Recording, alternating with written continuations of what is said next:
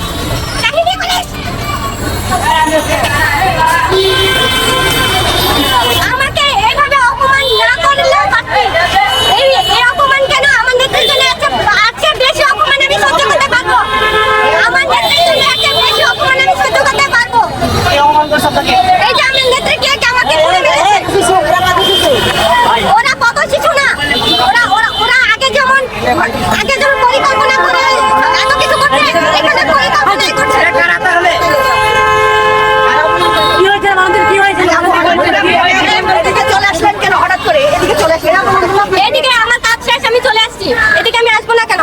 আমি তো এখানে থাকার জন্য আমি কেক মারছে, ওই যে বেদকগুলো কেক মারছে,